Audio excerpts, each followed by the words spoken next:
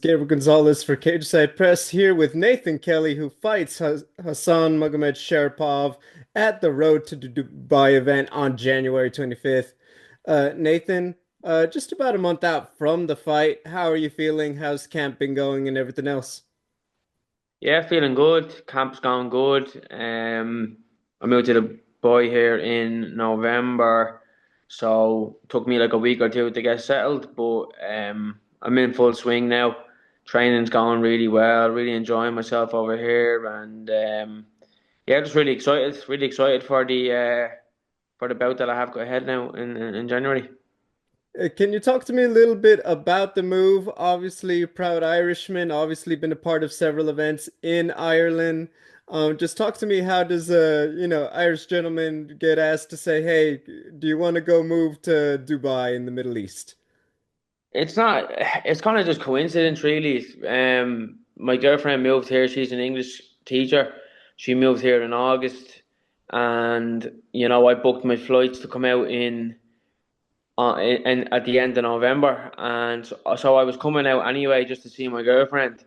But then, the fight came about. I got offered the fight and the fight in Dubai. So I thought, well, while I'm out here, I may as well just stay on a little bit longer. So I was planning to go home the 5th of January, but since the fight is the end of January, I just said I'd stay on a little bit longer. So I'm gonna live here till then, and then maybe stay a little bit longer then after the fight, and then I'll assess where I'm at then if I want to go home or not. But yeah, just taking it day by day for now up until the fight, and then I'll assess what happened next. I gotta say, you are one of these fighters who's actually, I think, had a little bit of a better situation than most. Everything, in terms of staying active.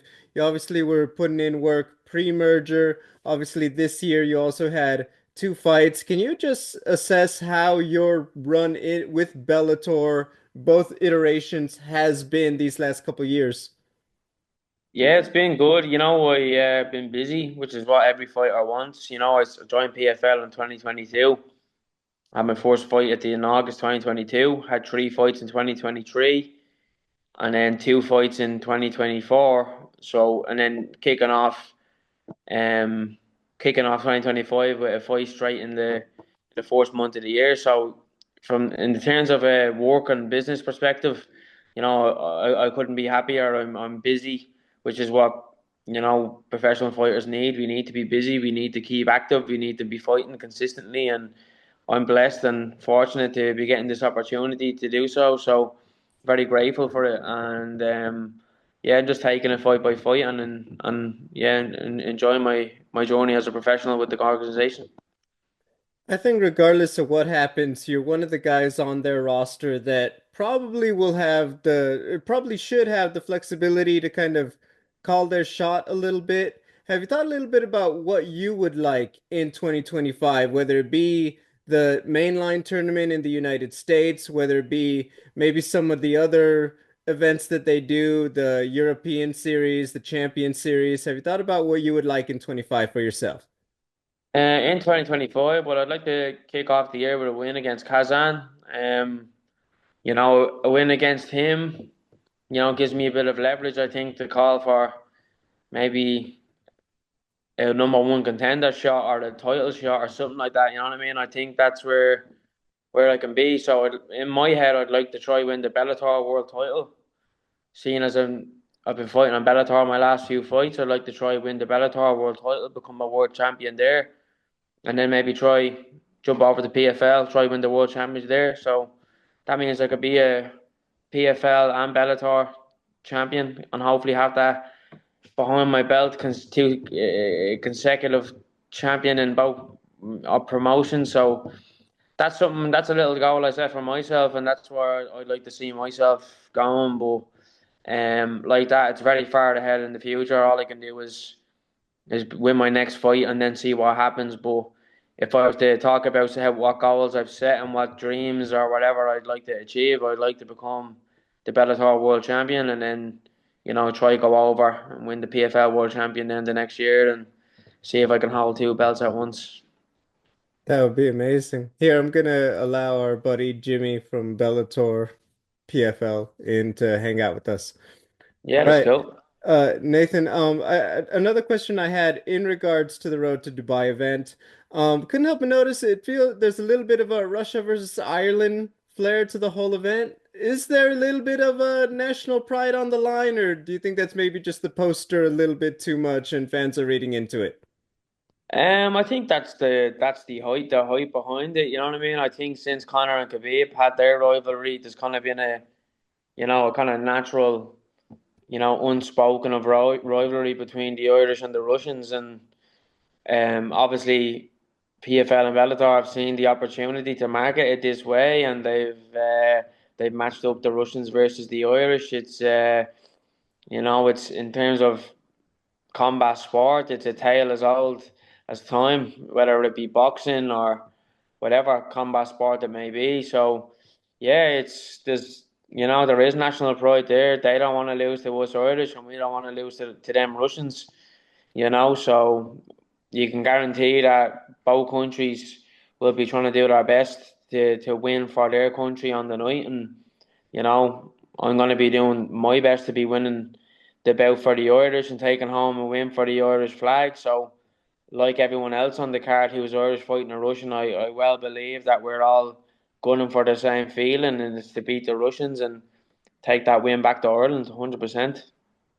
One of the things you notice when you watch these things on television is that the locker rooms, you often share a locker room, whether it be all red corner or, certainly segmented a little bit. If I'm not mistaken, I believe several of the Irish are going to be blue corner on the 25th. I just want to ask, and maybe this is different every event, how much is that a vibe? How much is that just a shared energy at these events when you see maybe the blue corner's been doing really well for a couple fights, maybe your red corner and they've been not having the best night and you feel that pressure? Is that really a thing, or is that something you just have to tune out no matter how the other guys in the locker room are doing? Yeah, well, it does be a good buzz if your team are in the locker room with you. You know what I mean? It's good energy, good atmosphere. It definitely can help fuel you, and also, in some instances, if people lose, it can also, derail your energy. But I don't. My fight is my fight. I can't control everyone else's fight. So, I've been in the locker rooms in the past where people have won, where people have lost, but whether someone wins or loses is no reflection of how my fight's gonna go. So if someone wins or loses, I can't control whether they win or lose. So it's not something I get emotional about or get, you know, anyway possessive or anxious about or anything like that. You know what I mean? All I can do is prepare my best, warm up my best, and go out and take care of my fight. But I have heard of people in the past feeling negative energy coming into the changing room and it influencing them. But for me, I've never let it influence me. Just a couple more as we finish out the interview. Obviously, key fight for the lightweight division, Usman and Magomedov taking on your countryman Paul Hughes. I have a feeling Yeah. I know what your answer is going to be, but for the record, how do you see that fight going in the main event? I think people will definitely underestimate Paul Hughes. I know Magomedov is very experienced and talented, but so is Paul Hughes, and he's coming with a lot to prove. And I think the Russians are, almost dismissive of his skills. So, that can be a downfall in some fighters from time to time if they don't respect their opponent to the way they should. So, I think Paul's gonna come out. It's a 5 round fight. I think he's been there before. He's fought Cage Warriors world title fights. He has that experience. He has that in the bank. So it's nothing he's not experienced before. Maybe it's a step up of an opponent, but I think he's game. I think he's willing to do it, and fingers crossed on the night he can pull it off and get that win for Ireland, 100%. And then finally, to talk about the obvious one about yourself fighting Hassan, just what are your thoughts on his game and what he brings to the table as an opponent? Yeah, sounds a good fighter. He's very technical. He's throws a lot of spinning kicks when he gets the distance and the range and feels comfortable there. But he's good. But he hasn't done anything that's blown me out of water from watching his last few fights. I think he has a really good skill set, but I just don't think he's fought anyone like me. I don't think he's fought anyone who hasn't been afraid of him. I think all his last few opponents have been quite intimidated by him and almost didn't have that will to win against him, whereas I don't give a fuck about him. I'm coming in to win. I'm there to.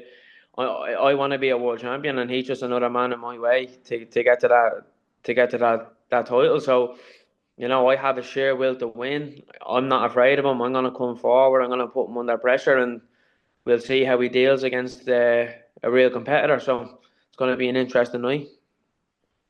Finally, Nathan, what can the fans expect when you get in there with Hassan on January 25th in the cage?